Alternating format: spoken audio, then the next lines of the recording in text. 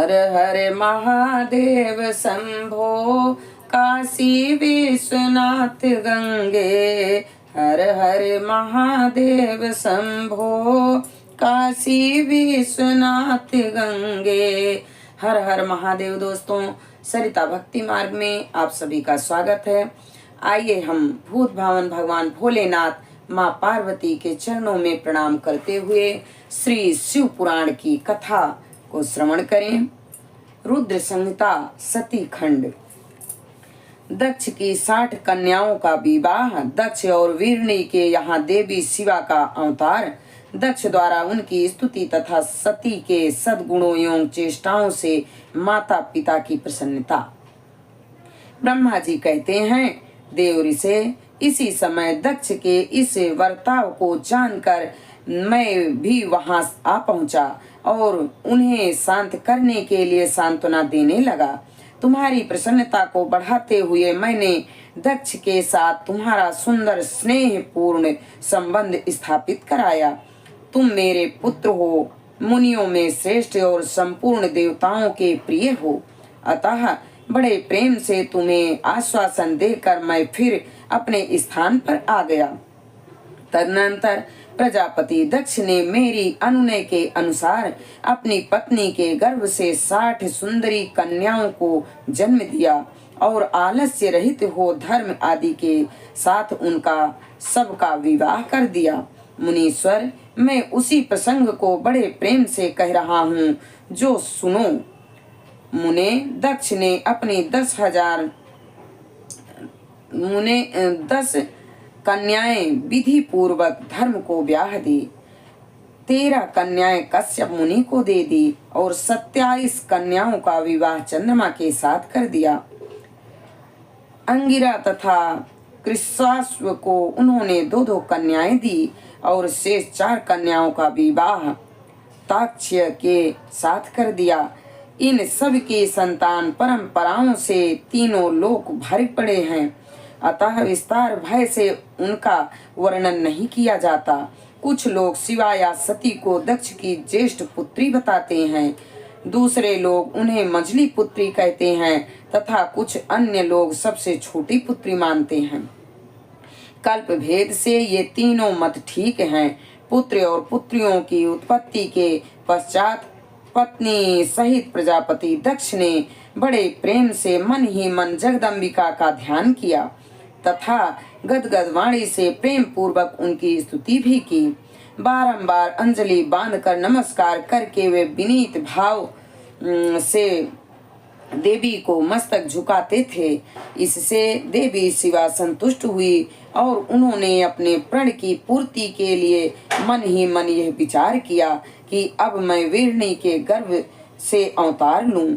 ऐसा विचार कर वे जगदम्बा दक्ष के हृदय में निवास करने लगी। मुनि श्रेष्ठ, उस समय दक्ष की बड़ी शोभा होने लगी। फिर उत्तम मुहूर्त देखकर दक्ष ने अपनी पत्नी में प्रसन्नता पूर्वक गर्भाधान किया। तब दयालु शिवा दक्ष पत्नी के चित्त में निवास करने लगे। उनमें गर्भधारण के सभी चिन्ह प्रकट हो गए। तात उस अवस्था में वीरणी की शोभा बढ़ गई और उसके चित्त में अधिक हर्ष छा गया। भगवती शिवा के निवास के प्रभाव से वीरणी मंगल रूपणी हो गई। दक्ष ने अपनी कुल संप्रदाय, वेद ज्ञान और हार्दिक उत्साह के अनुसार प्रसन्नता पूर्वक पुंसवन आदि संस्कार संबंधी श्रेष्ठ क्रियाएं संपन्न की। उन कर्मों के अनुष्ठान के समय महान उत्सव हुआ। प्रजापति ने ब्राह्मणों को उनकी इच्छा के अनुसार धन दिया। उस अवसर पर वीरणी के गर्भ में देवी का निवास हुआ। जान श्री विष्णु आदि सब देवताओं को बड़ी प्रसन्नता हुई। उन सब ने वहां आकर जगदम्बा का स्तवन किया और समस्त लोकों का उपकार करने वाली देवी शिवा को बारंबार प्रणाम किया। वे सब देवता प्रसन्न चित्त हो दक्ष प्रजापति तथा वीरणी की भूरि भूरि प्रशंसा करके अपने अपने स्थान को लौट गए। नारद जब 9 महीने बीत गए तब लौकिक गति का निर्वाह कराकर 10वें महीने में पूर्ण होने पर चंद्रमा आदि ग्रहों तथा ताराओं की अनुकूलता से युक्त सुखद मुहूर्त में देवी शिवा शीघ्र ही अपनी माता के सामने प्रकट हुई। उनके अवतार लेते ही प्रजापति दक्ष ने बड़े प्रसन्न हुए और उन्हें महान तेज से दीप्तिमान देख उनके मन में यह विश्वास हो गया कि साक्षात ये शिवा देवी ही मेरी पुत्री के रूप में प्रकट हुई हैं। उस समय आकाश से पुष्पों की वर्षा होने लगी और मेघ जल बरसाने लगे। मुनीश्वर सती के जन्म लेते ही संपूर्ण दिशाओं में तत्काल शांति छा गई। देवता आकाश में खड़े हो मांगलिक बाजे बजाने लगे। अग्निशालाओं की बुझी हुई अग्नियां सहसा प्रज्वलित हो गई और सब कुछ परम मंगलमय हो गया। वीरणी के गर्भ से साक्षात जगदम्बा को प्रकट हुई देख दक्ष ने दोनों हाथ जोड़कर नमस्कार किया और बड़े भक्ति भाव से उनकी स्तुति की। बुद्धिमान दक्ष ने स्तुति करने पर जगत माता शिवा उस समय दक्ष से इस प्रकार बोली जिसमें माता वीरणी ना सुन सके।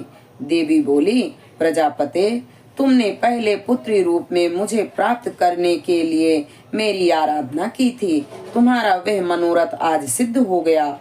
अब तुम उस तपस्या के फल को ग्रहण करो। उस समय दक्ष से ऐसा कहकर देवी ने अपनी माया से शिशु रूप धारण कर लिया और सहसा प्रभाव प्रकट करती हुई वे वहां रोने लगी। उस बालिका का रोदन सुनकर सभी स्त्रियां और दासियां बड़े वेग से प्रसन्नता पूर्वक वहां पहुंची। आस्किनी की पुत्री का अलौकिक रूप देखकर उन सभी स्त्रियों को बड़ा हर्ष हुआ। नगर के सब लोग उस समय जय जयकार करने लगे। गीत और वाद्यों के साथ बड़ा भारी उत्सव होने लगा। पुत्री का मनोरथ सुख देखकर सबको बड़ी प्रसन्नता हुई। दक्ष ने वैदिक और कुलोचित आचार का विधि पूर्वक अनुष्ठान किया। ब्राह्मणों को दान दिया और दूसरों को भी धन बांटा। सब और यथोचित गान और नृत्य होने लगे। भांति भांति के मंगल कृत्यों से साथ बहुत से बाजे बजने लगे।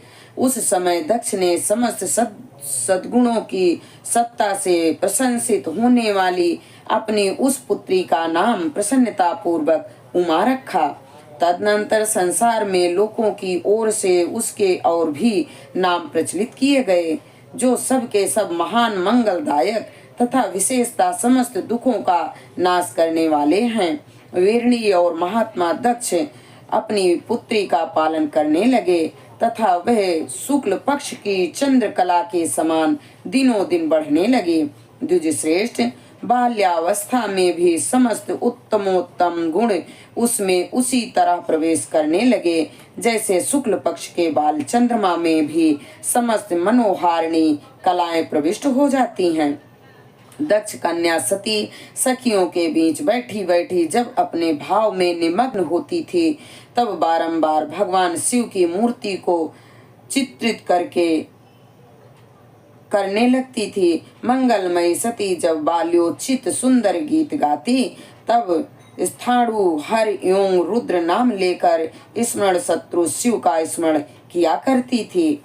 हम इस कथा को यहीं पर विराम देते हैं। आगे की कथा अगले वीडियो में।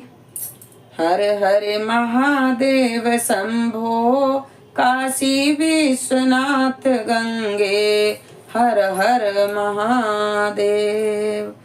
भूत भावन भगवान भोलेनाथ माँ पार्वती के चरणों में हमारा कोटि कोटि प्रणाम स्वीकार हो।